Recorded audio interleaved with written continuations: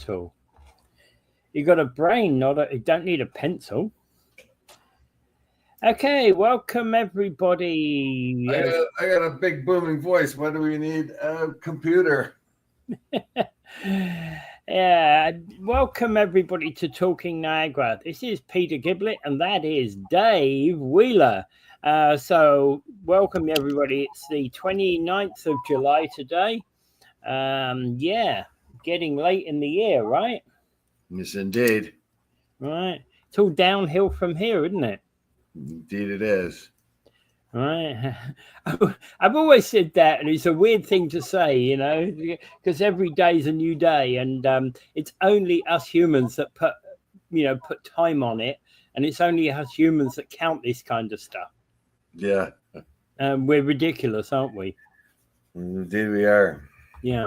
Okay, so Israel is announcing that they are announcing daily pauses in the Gaza fighting for airdrops to begin. Yes. After we do this one, have we heard this before? Haven't we heard this before?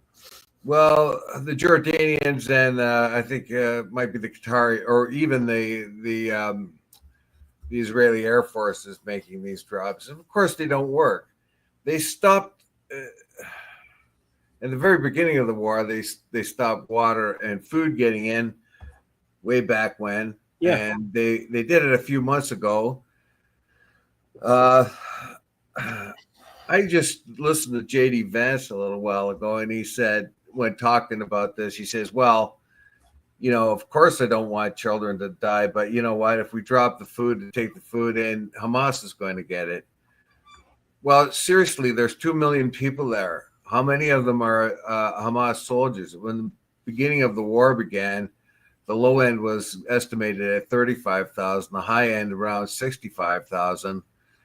The Israeli government has claimed that 2/3 of those people or 1/3 of those people that are being killed so far are Hamas fighters. If that's the case, then at the very highest limit, there would be like 40,000 fighters left. So you're not going to provide food because 40,000 fighters may get some of that food, and 2 million people have to suffer of not getting food because you want to starve 40,000 fighters. It really makes a whole lot of sense, doesn't it? Yeah, it does not. Yeah, I'm always staggered by it. Really am. Oh, we can't. Well, you know, Hamas is going to get the food. Well, yeah, they'll probably get some of it, but how much are they going to eat? They can eat a whole truckload of it. Yeah, exactly. And you know, part of this is kind, you know, because all that needs to happen here is Hamas fighters. The drop comes and Hamas fighters get it, and then what do? They hand it out to the starving people around them. And they'll look like heroes compared to the Israelis, wouldn't they? And this too, like somebody was complaining. They were talking about China and the trade law, the trade difficulties they're having together, and so the American spokesperson, a senator or a congressman, I can't remember, was being interviewed and said, "Look, Chinese are guilty of genocide. Look what they're doing to the Uyghurs. We can't do business with them because, you know, they're doing this genocide thing against the Uyghurs and all that." And not one mention of Gaza during that whole thing. Yeah. You know, they don't want to trade with the Chinese. They don't want to trade with the Chinese because they're committing genocide, and yet Israel is committing a genocide right now in the Gaza Strip. And nothing at all was said about it. I thought it was preposterous. Yeah. Yeah. Well, and the United States is fine doing business with them. The rest of the West. So what Israel is saying is that they're announcing a halt in military operations for 10 hours a day in parts of Gaza, and new aid corridors as Jordan and United Arab Emirates airdrop supplies to the enclave. Yes, also, I like to point this out again. The Israelis have pulled off some of the most magnificent intelligence operations. I mean, you can agree or disagree with them. I don't like them myself, but we can see the incredible thought and intelligence that went into taking out Hezbollah leaderships, disarming and making Hezbollah weak, and also the incredible amount of destruction they pulled on Iran. They had spies and everything inside the country. They had operatives. They brought drones right into the country. Staggering, unbelievable bits of intelligence, and yet they cannot find and fight a handful of Hamas fighters in tunnels in a strip of ground that's 25 miles long and 5 miles wide. If that, nowadays.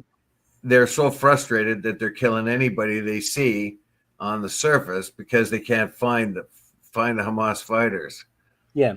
And that 25 miles long is no longer 25 miles long. It's probably more like 5 by 5, isn't it? Well, the way they're squishing everybody down into smaller and smaller places. So I think Israel are just trying to just annihilate the place as much as possible. Why aren't they going in the tunnels? Why aren't they finding the tunnels? Yeah. You can evacuate a small area and then dig around for the tunnels. And once you check that off, you move on to the next one. Israel has superior intelligence capabilities. They have drones. They have satellite. They have they can intercept any kind of electronic transmission. They have spies on the ground. They have enormous amounts of soldiers that are equipped extraordinarily well.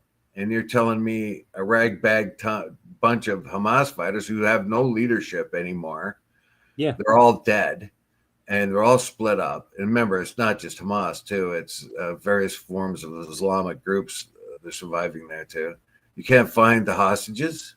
You can't find these fighters. So your alternative is just to shoot everybody on top of the on the surface and in the most disrespecting way. They are, and yet Netanyahu says there is no starvation, but other members of his parliament have called for the starvation of the Palestinians, and they are members of the parliament. Mm-hmm. Yeah. All right. So military is designated secure routes for convoys delivering food and medicine will also be in place between 6 a.m. and 11 p.m. starting on Sunday. Well, military action is going to stop from 10 a.m. to 8 p.m. Look, they say there's no starvation, but they closed off the border for all trucks of food and water after the ceasefire broke down. And how do they expect people to get food? How can they say there's no starvation or no lack of food when they're the ones that stopped it going in? Yeah. Oh, yeah. Obviously, that's the only way the food gets in there. How, and oh God, I don't know. I'm just gonna weep. Anyway, something's being done, not enough, but we have to appreciate what is being done now. And the biggest thing is Trump has disagreed with Netanyahu and said, no, there's starvation going on there. That's absolute. You can't fake that kind of thing. So finally, even he is convinced. Yeah. And yeah, so in fact, actually, that's the sort of step in the right direction that I think we need, but I don't expect much out of Trump. This is not looking good for the West at all. And we could concentrate more on this if it wasn't for the dumb trade war. But really, human being. I mean, Vance saying, "Oh well, we don't want Hamas to get it." We know that the UN is compromised. They can't say what's really going on. But let's go right back to the very beginning. If there's 40,000 fighters still exist, and that's a huge estimate. That's a very liberal estimate. I think that's way too high. Probably more likely to be a tenth of that. So how is cutting off food and supplies to 2 million people, and Hamas, let's say they get all the food they want off those trucks? Well, they're only eating it and consuming a small portion of it. So the idea is to shut down the trucks completely so you can get at 30,000, 40,000 fighters while 2 million people starve. If you're not letting food into a place for months and weeks at a time, or letting it just dribble in once a little bit here and there, how can you deny starvation is going to happen? If there's no food, people starve. Yeah. And stop the food from going in, where's it going to come from? A group of 25 nations, including Britain, France, and Canada, have been saying that Israel's denial of aid is unacceptable. And so this has been going on for weeks, as we know. Yeah, the Gaza humanitarian, and I watched a clip where there was a soldier for the Gaza Humanitarian Foundation, that thing that is supposed to replace the UN. They have like 4 stations where they give out food for 2 million people, all in the south. And there was a soldier, a U.S. soldier who had joined that group to be the sort of the military wing of it to guard the food. He said they're mercenaries basically in there, and that the Israelis are just killing people willy-nilly. You watch the IDF just kill people. Mm-hmm. Yeah, I think if you want to know that, Christopher Hitchens, a famous journalist and writer, who had been a war correspondent for much of his life, had been in Gaza and many years ago before the fight, and he told us what happens. The Israeli soldiers in there start to goat the kids. They start to goat the kids. Say, come here in Arabic, and get the kids all riled up and start teasing the kids. And then the kids pick up stones and throw it at them. As soon as they throw a stone at them, they shoot them because, okay, they're attacking us. We can defend ourselves. Yeah. I saw a video on the West Bank where a fellow with kind of like developed sort of a low IQ kind of guy. He was a kid, and a young man, and he was throwing stones at the Israeli soldiers at a checkpoint, and he wasn't even getting close. He could only go half as far as they were. And he was obviously not someone who had all his, he was a low IQ kind of guy. He was a bit, challenged that way. Yeah. They shot him. They shot him dead. This skinny young man who was throwing stones at them, who couldn't even get anywhere near them. And the 4 soldiers or a handful of soldiers with guns, just shot him dead. Yeah. So I don't know. Something's got to change, but there has to be a will. All right. Good morning, Betty. Good morning, there you go. Hi, Betty. How you doing? Betty's with us before Mike this morning. Yep. Good morning, Betty. Okay. Can we talk about Mike Cushman's article in the Pointer? I'd forgotten all about that one. Okay. Leave me and I'll go find it. By the way, just as a quickie yesterday, there was 2 crashes on the westbound QEW yesterday, going through St. Catharines, one at Niagara Street and one at Welland Avenue, above Welland Avenue. So the QEW was cut off yesterday. It took me an hour to get across the Garden City Skyway, which was packed. Yeah, there was I was warned about that. Somebody, someone in my building here says, "Oh, don't go down the highway. It's stopped, basically." Yeah. But there was nobody killed, so that's a good one. Yeah. It was. I mean, it's bad that the accident happened, but it's so good that nobody got. I believe there were two sets of truck accidents. One at about Niagara Street area on the QEW, and the other about Welland Avenue on the QEW. And it took me an hour plus to get across that bridge. Yeah. Well, here's the article. I'm going to read it, or most of it, just to get. This is a pointer, and it's by Ed Smith. Ed Smith was the fellow that joined us when Gary Wilkins and Mike Cushman. There was Eric Nichols showed the cyanamide pollution problem, and it was Eric Nichols and Lori Lococo. Ed Smith was there, and there was somebody from the region, and I forget the regional person. They're very defensive and sort of arms crossed, unwilling to listen. Anyway, here's the article, or part of it. 1 year ago, residents of Niagara Falls stood on the banks of the Welland River in dismay.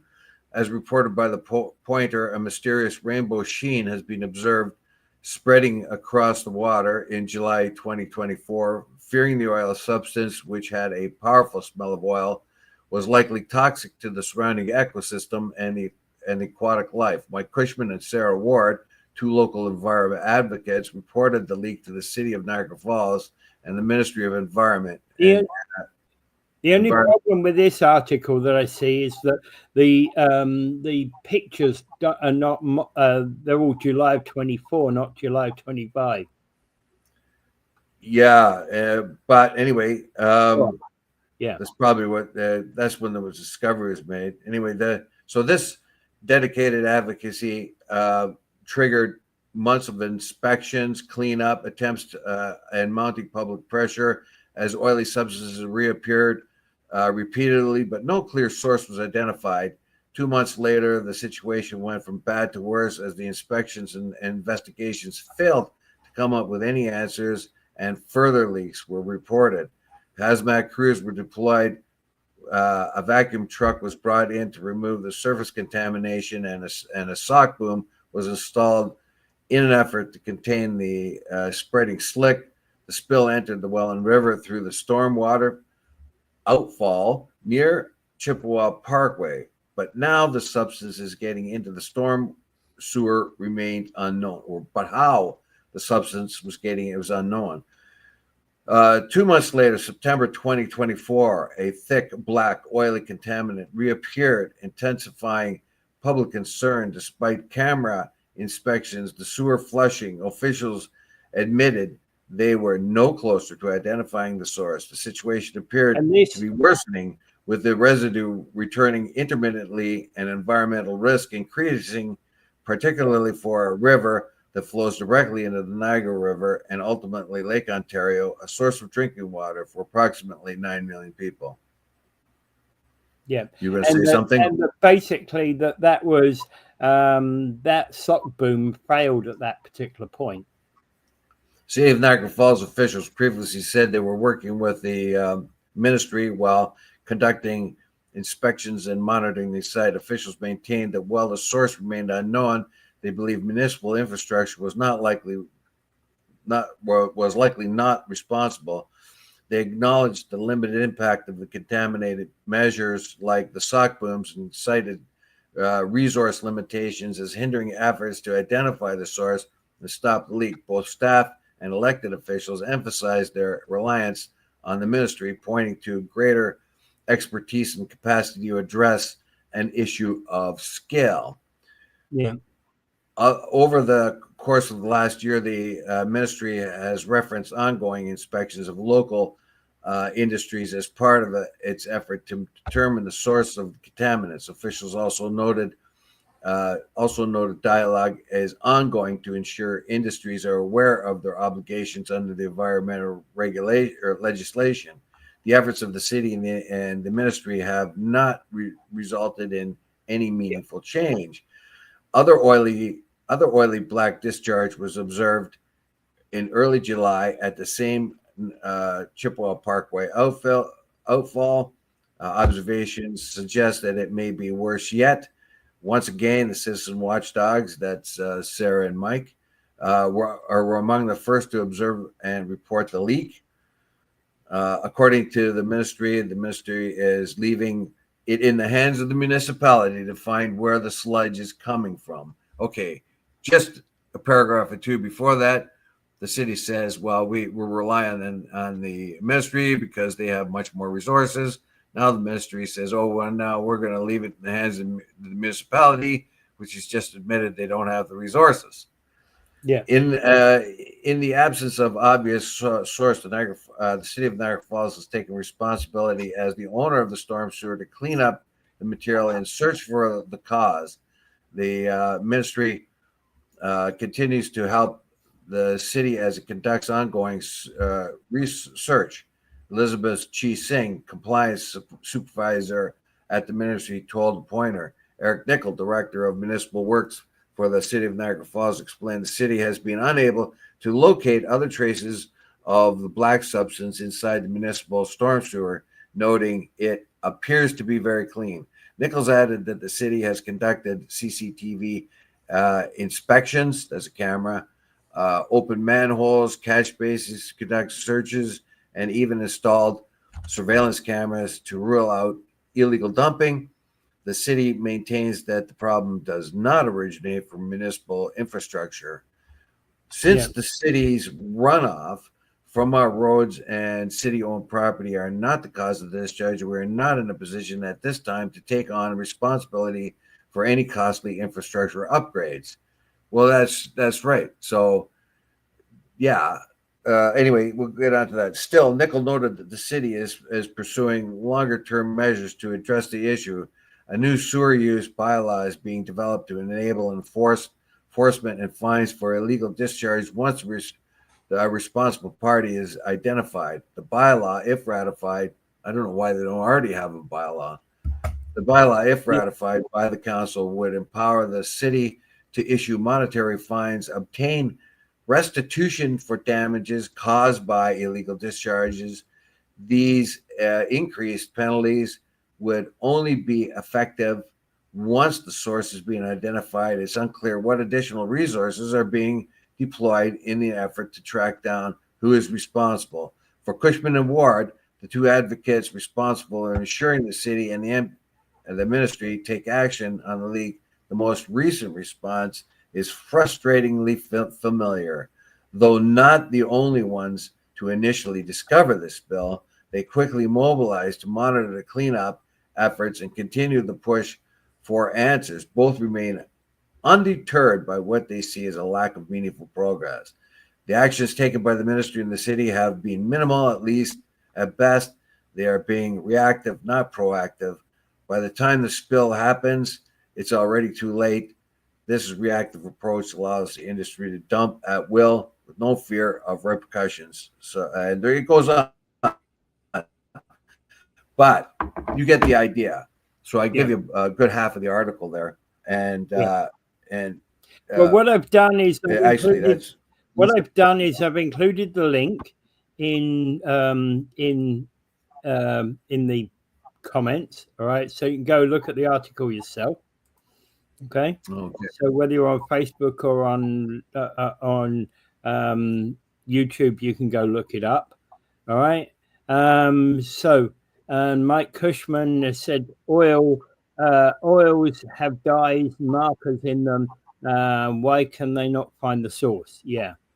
I still like to know what they've done a test, but you have to go for freedom of information to find out what it is. Stupid. Yeah. And they've done tests and looked. We talked about this the other day. Well, and what Mike has been saying is these are stormwater sewers. So why the hell are they still flowing? We haven't had, well, we've had some storms in the last few days, but not consistently. Well, I don't know the regularity of them flowing. I have a feeling that it's quite possible that once upon a time there was a bunch of illegal dumping in and around the area, maybe even into the ground, or some of the industries that were there that may no longer be there discharged waste into the ground, and it's making its way into the sewers anytime it does rain. That's a possibility.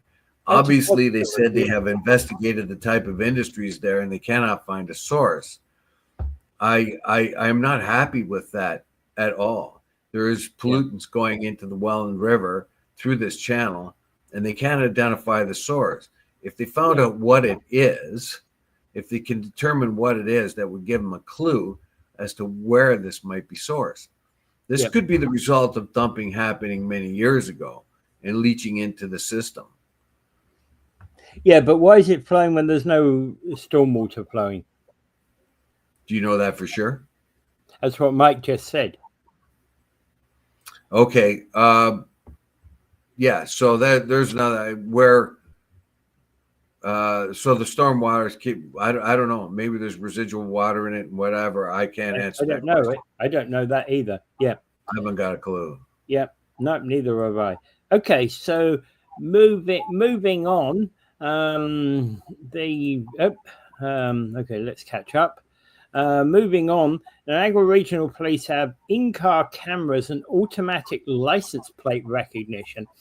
I thought to myself, immediately I saw this, I thought to myself, okay, that's going to be a lot of problems for a lot of people.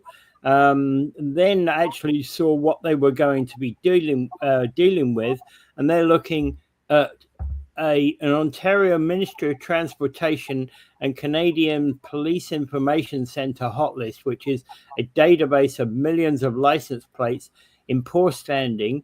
If the ALPR camera scans a license plate that's registered on the hot list, it will produce a hit, alerting officers to monitor in the cruisers to monitor plates in poor standing, which includes plates that belong to a driver with a suspended license, plates associated with stolen vehicles, plates that have been suspended, plates that have expired validation tags, plates that are associated with persons with outstanding Canada-wide warrants. And hey, you know those sleepy days for the cops when they're not doing anything? Sorry, those days are over.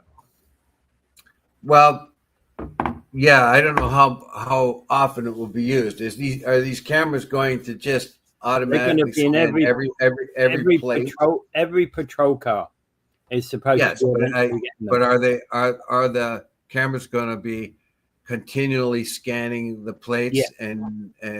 So okay, every time somebody goes by or they're driving around, it registers the plate number and it registers. It goes, checks the computer system, and will then alert the driver that there's a car there that has a police officer. The officer the officer who's driving it will then be alerted the fact that there's a car there with a problem tag. Yeah. It's more Big Brother stuff, but on the other hand, you see both aspects of this. You can't go anywhere without anybody knowing. You can't have a surprise birthday party for someone, because especially for a cop, if he's driving down the road and he sees all these license plates and they realize that they're all friends of his, and he knows the minute he's going to walk into his house, there's a surprise birthday party. But again, well, there is that, but that's got nothing to do with this system, because he's not alerted. He's not alerted to any plates. Yeah, he's not alerted to any plates that are not hot. Well, that's pretty good. So if you haven't, although what they mean by expired validation tags, because we don't have those validation tags anymore. We don't Yeah, use I don't them. get that. Yeah. You don't even, yeah, you don't even have to register it anymore. I mean, Yeah. we got rid of the tag, and then you still had to register. You still had to confirm the following year that you had, but you weren't going to be taxed, which Yeah. is kind of dumb. I guess it was in between measure. So you just drive now. You don't have to worry about your license plate. But Yeah. there are. Anyway, I think that's probably a pretty good, probably pretty good system. It could save a lot of, you can get a lot of people that are, obviously a criminal is not going to drive his own car, but somebody may have kidnapped his own kid. Remember, that happens quite often where somebody kidnaps their own kid in marriage squabbles. They can quickly identify the car. Well, that then would actually identify that car as belonging to that person. It might not be that person who's driving it, but belonging to that person. I also do see a number of things, because what they're doing, plates that belong to a, plates associated with stolen vehicles, or a person, plates that belonging to a driver with a suspended license.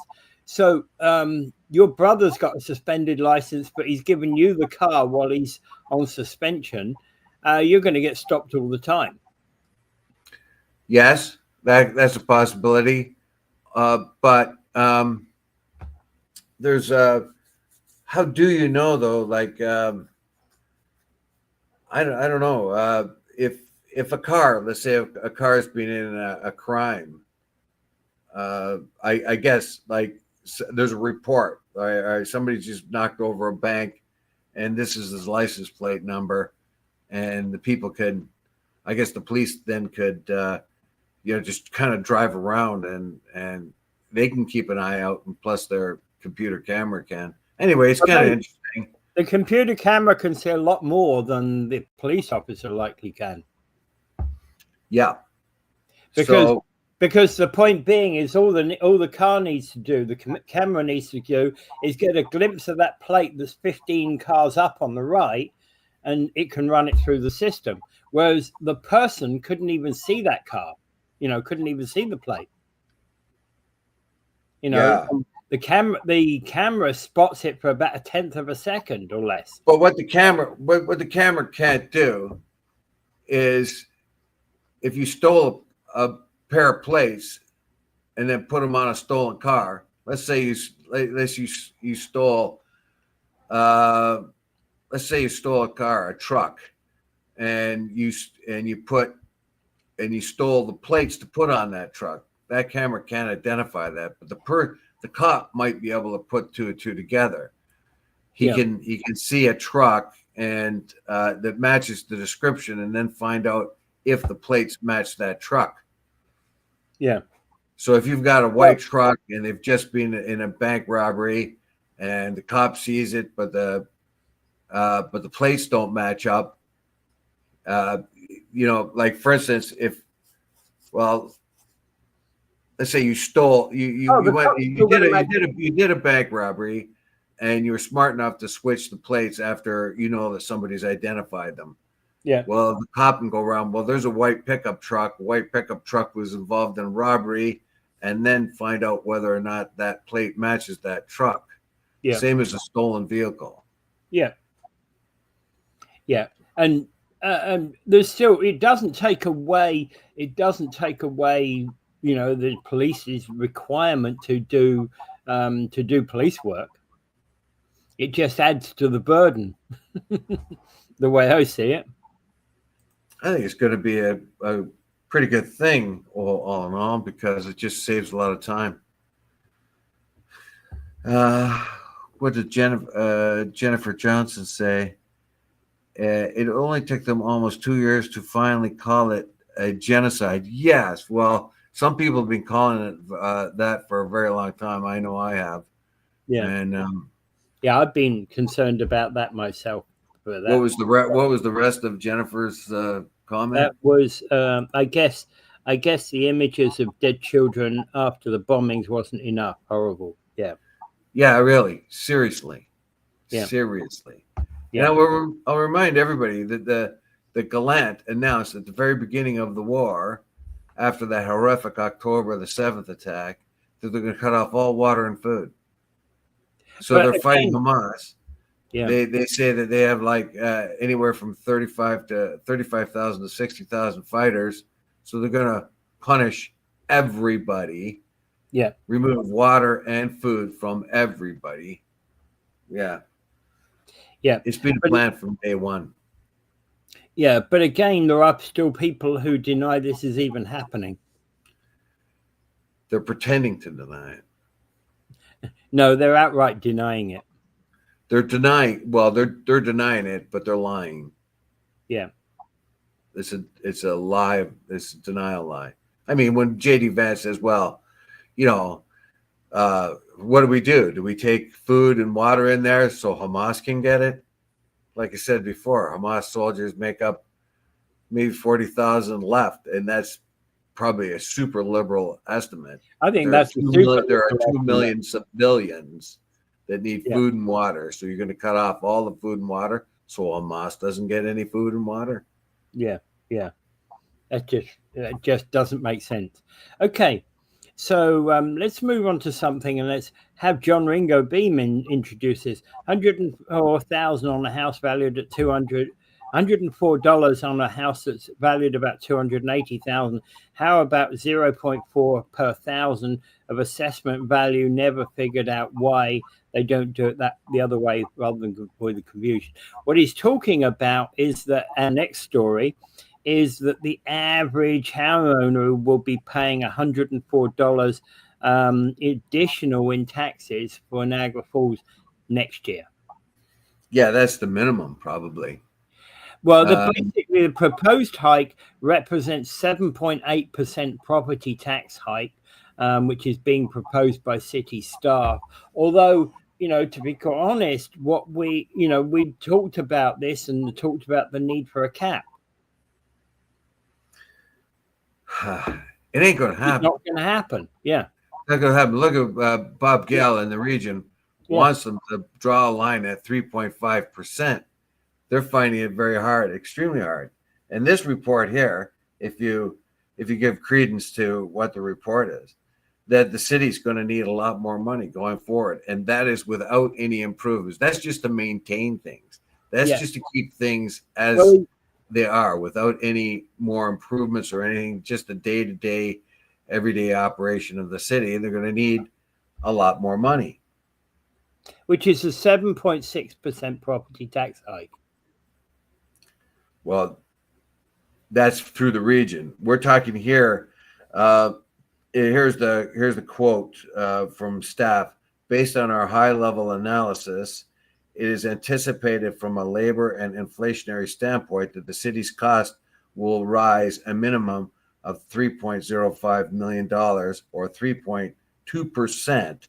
This is without any initiatives and without any consideration of any revenue and growth increases. Yeah. Staff's ideal recommendation would be 3% operating levy increase plus 3% capital levy increase, which would result in a total increase to the 208,000 assessed home of $8.68 per month or $104 per year. Yeah, it's kind of weird how they assess the houses. Like most of them are assessed at a much lower value than market value. But just keep it lower. Yeah. If they adjust the market, the assessment value of your home to make it closer to market value, that'll really balloon things. Well, staff said that 63.8% of the residential dwellings in Niagara Falls are assessed at $280,000 and lower, while 86.2% are assessed at $400,000. That doesn't make sense.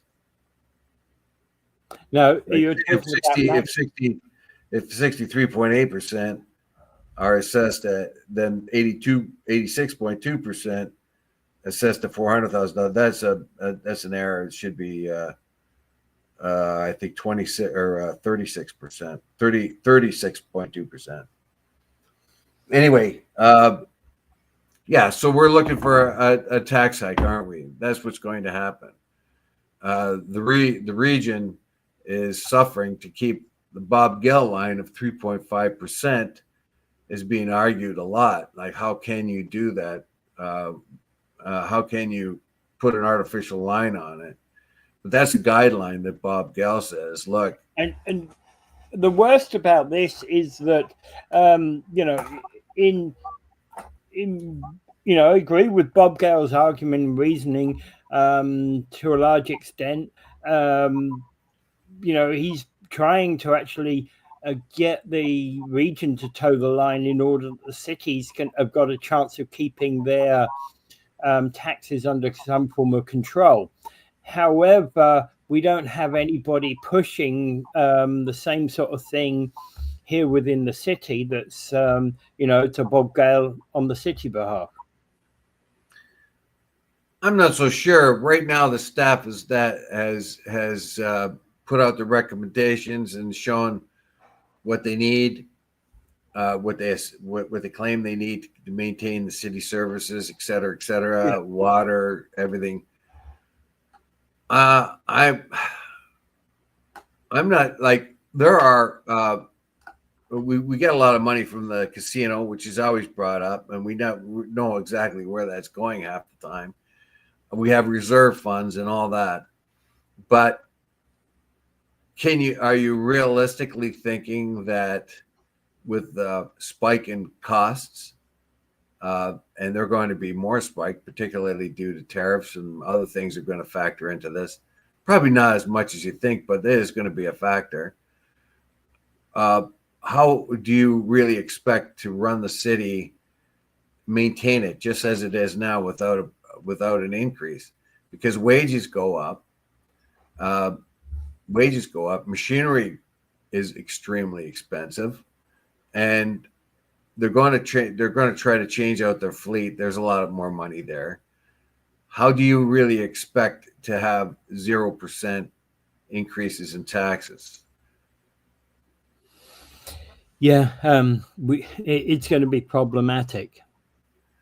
It's the efficient way in which, like, I was on Paul Lemire's show yesterday, and he pointed out this is, like, of course, he wants zero increase in taxes for a very reason, but he brought up a really good point.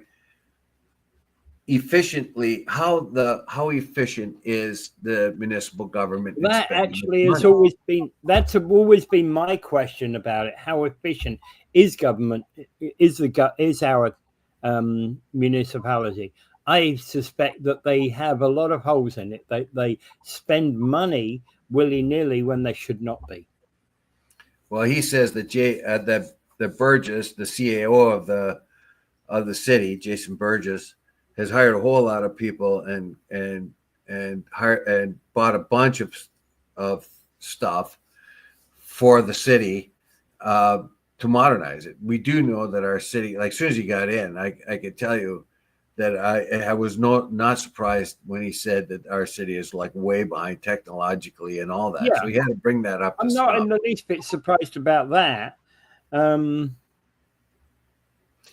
how are you? So there's the efficiencies right there. Yeah. Now, in order to make the city more efficient, you had to put a money outlay into better computers, better computer systems, and bring in more people to do that kind of thing. But in the end, each dollar is you're getting a dollar for a dollar. Well, you're not getting a dollar for a dollar, but if you're spending $2 to get $1 worth, you might now be spending $1.50 to get $1 worth, if you follow me. Yeah. So the efficiencies are a big part of the problem, and we find this. And I can tell you this: in private industries, it's the same thing. You go to steel mills, car plants, and there's a lot of overlap. There is a lot of duplication of services. that kind of thing. So, yeah,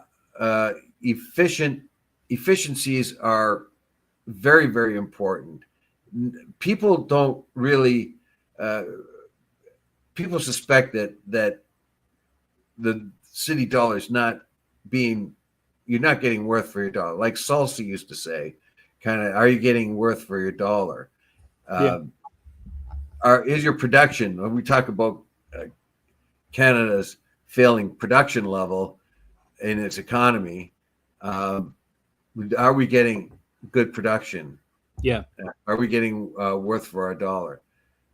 And I suspect we are not going to be. We are not going to be able to avoid tax increases, though. Yes, I think you're right. And also, I think the question about getting value for our dollar is also a fine one to be asking. We need to be trying to push it down, push the additional expenditures down. I'm not saying, in order to ensure that we're spending the money on the right things. That's the thing about municipal spending, is that you have to do it. There's always an amount that you have to spend. The question is where we spend it and how we spend it, right? Yeah, like on a cement ping pong table. Yeah. Yeah. Fine example. Yeah, exactly. Like it's going to cost us. It's going to cost. I want to know how many people. I want accountability for that cement ping pong table. How many people used it this year? Oh, there'll be a flurry of activity on it because it's novel. But then after that, it'll just be a big stone sitting there. Yeah, exactly. And you get something like a pickleball court or something like that where there's a lot of people using it. Then you can say you're getting worth for your dollar. The trails and everything that they've built, a lot of people are using them, so you're getting worth for your dollar. Do you need more trails when you've got lots and lots? Do you want to put money into but more trails when you already have a lot? So that may be something. So when the city says we're gonna make this new trail, and somebody says, well, we don't really need it right now, we've got lots and lots of trails, let's direct that money somewhere else. Yeah, exactly. Precisely. Okay, so Niagara's unemployment rate dropped to 6.4% in June. It seems there's an uptake in youth employment. Well, I just like to say thanks for our contributors. Thank you, Ringo. Thank you, Jennifer. Thanks, Mike. Thanks, Betty Zoom, always too, because she always contributes. Yeah.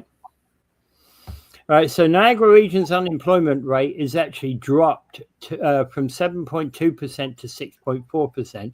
But then again, we do get, typically at this time of year, we get regional, the in tourism increase in jobs, which tends to fall away back in September. But I'm not seeing anything here that relates to to tourism jobs, specifically. Well, it's youth, and we have seasonal employment. Yeah. I think it's pretty obvious that you could draw that. Oh, most of that. Always. And this would be what we'd be reporting. We'd have been reporting a reduction in unemployment a year ago. Yeah. I don't know what to say about that. Is basically, I think it's pretty much that we have more jobs available now because of the season, that that youth will pick them up. Though it doesn't really say too much about tourism, I think we can draw that line. That obviously some of that unemployment can be sort of directed towards the seasonal employment here. After the season's over, maybe we can it wouldn't be surprising if there's an uptick again. But what is surprising is the statistics. Did you notice the statistics difference between men and women? Well, I noticed that men decreased from 8.6 to 7.1, whereas women have been from 5.6 to 5.4. So it's a low reduction for women, quite a massive reduction in unemployment for women, but men overall tend to be more unemployed than women are. Well, that's the point. That's the interesting point I would like to point out. Yeah. How come men are so much more unemployed than women? Is that because some women are homemakers, so they're out of the job thing, or are they more Possibly. employable than men? Why are Well, also the other question, considerably more women employed than men? the other question to that is, do we still have a situation whereby it's cheaper to employ a woman than a man? Doubtful, very doubtful. I'm just asking the question. Well, if you hire a woman for to be a bus driver, what does she get paid? If you hire a woman to be a police officer, what does she get paid? Yeah, usually the same as a man. Yeah, it's the same thing. Yeah. So but not in all circumstances. But yes, I get the point. Yeah, that's pretty much almost all gone by the wayside. Yeah. So if you've got a kid in the 7-Eleven, a female worker and a male worker, okay, who's getting paid more? They're both getting paid the same. Well, in fact, actually, we had a case we were looking at the other week. The two men, a man and a woman in the same job. The man was paid $5,000 more than the woman. What job? It was an office type. It was an office job. I'm not going to say the job because that would be okay. Don't say the job, but who is more experienced? Who had the most time in the job? Well, actually, the woman said that she did, but okay. So there's a situation. But like I said before, you go around to most jobs anywhere around. If you go to the hospital, is male nurses paid more than female nurses? No. Yeah. Right. Are female doctors being paid less than male doctors? No. Because those are union positions, right? Anywhere. The 7-Eleven's not a union job. Okay. A gas station attendant is not a union job. Yeah. They all get paid the same. So that is not really a factor in it anymore. That's still possible here and there. Like a man, if you hire somebody to clean your hotel, and you're more likely to get the man to say, I'm not gonna clean it for this amount of money, and he'll walk away from the job, and it'll be filled with a woman possibly who would be willing to clean it for that particular amount of money, particularly new Canadians. But that's really not much of a factor anymore. It used to be. I know that because I worked in a hospital as a housekeeper, and men got paid a little bit more than women because they were required to use heavy machinery. For that was the excuse, but you won't find that anymore. Okay. 6 But I just like to know there is like 2 full percentage points.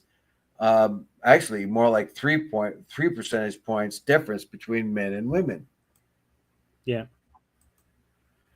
And basically, Mike is saying 6.4% per summer is pretty high. I don't think that's a good statistic. No, he's right. Here's just a little fact for you here. We're getting close to the end here. I found out something yesterday that I didn't realize at all before. What is longer in Canada? Is the spring and summer, is it longer or shorter than the combined spring and summer? Is it longer or shorter than the combined fall and winter? Shorter. It's longer. It's longer. Yeah, in the Northern Hemisphere, this is something odd. I figured it was just 50-50, but I didn't take into the account of the ellipse of the Earth. In the Northern Hemisphere, spring and summer add up to anywhere between 7 and 10 more days than does fall and winter. Okay. I just brought that up as an interesting fact to put into the show, just as a curiosity. All right. Okay. So the complaints against Peter Angelo have cost $10,000 or more than $10,000. Cost the city more than $10,000. We talked about this on Paul's show a couple of times, and yesterday as well. The guy's been exonerated. Yeah. The problem here is the Laura O'Connor, I think it was the person who brought the conflict of interest charges against Victor Peterangelo. Victor Peterangelo went straight to his lawyer, and he had his lawyer talk to him. So he did it. Yeah, he covered his ass very, very well. However, I don't think anyone could have challenged that without having a lawyer too. Like Laura O'Connor is a private citizen, so she brought this up. It's cost the city $10,000 to dismiss these charges against Victor Peterangelo, but I don't think she could have effectively brought the case unless she had legal help. Yeah. Which now, this is not saying that Peterangelo is guilty or not guilty, but if you're going to bring a case like that, and you know that the plaintiff is going to, or the defendant is going to have a lawyer present, I think a lawyer can outmaneuver the private citizen. I don't know. You're a legal type person. I don't know, but generally speaking. But again, you've got a timeliness issue in relation to bringing up a challenge to the integrity commissioner. Yeah. So this is a conflict of interest charge where Victor Peterangelo's family have purchased land in and around the new hospital. Laura said that it was a conflict of interest, and on the surface it kind of looks that way because they've been bidding for land around there all the time.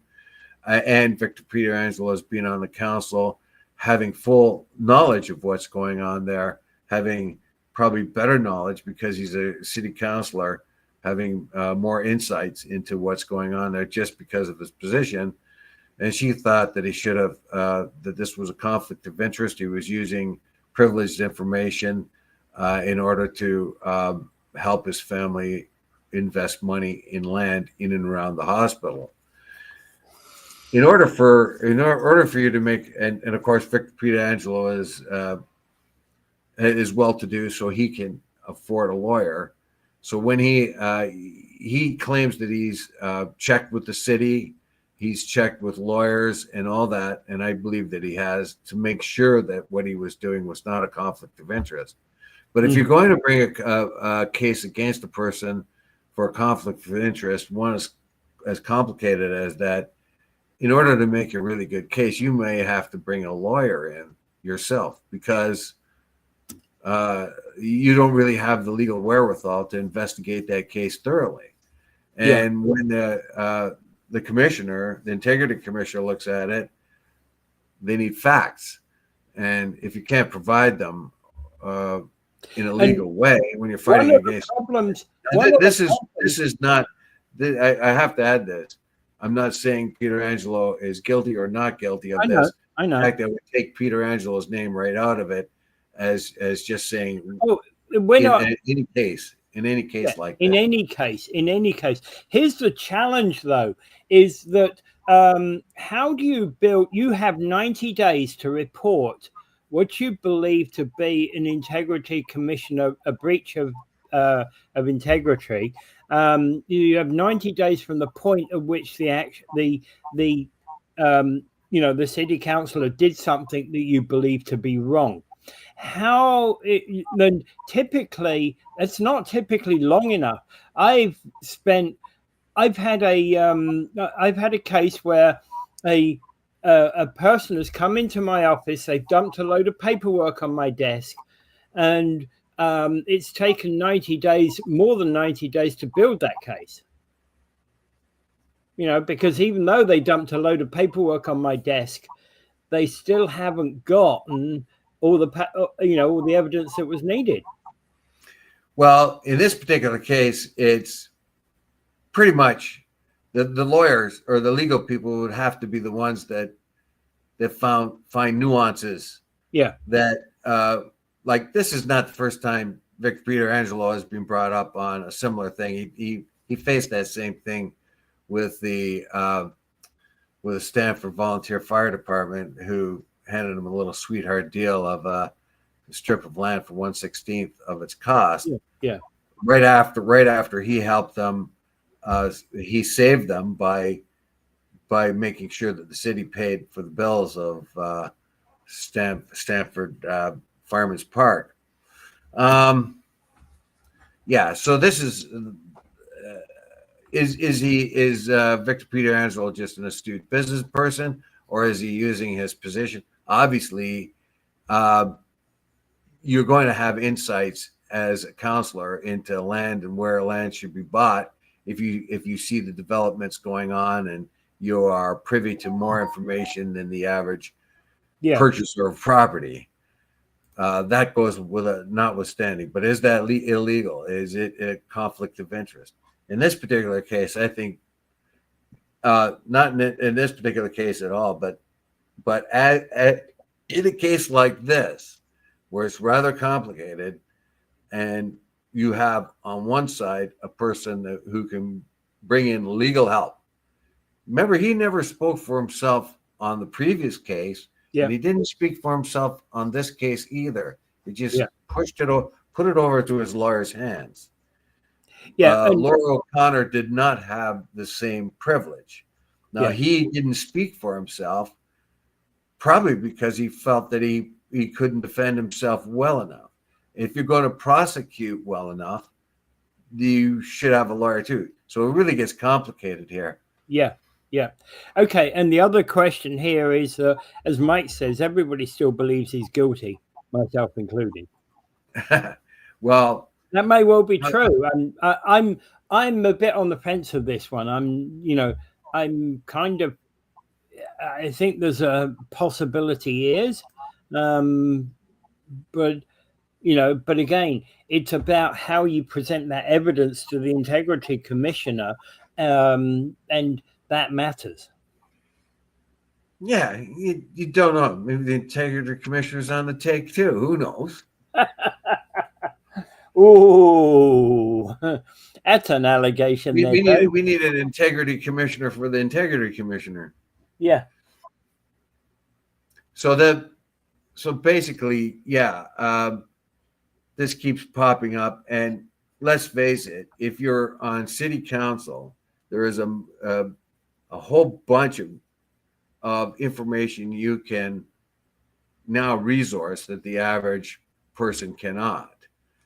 And would that be an advantage to Victor Pietrangelo? Yes. Would that give him insights as to where to buy land? Probably.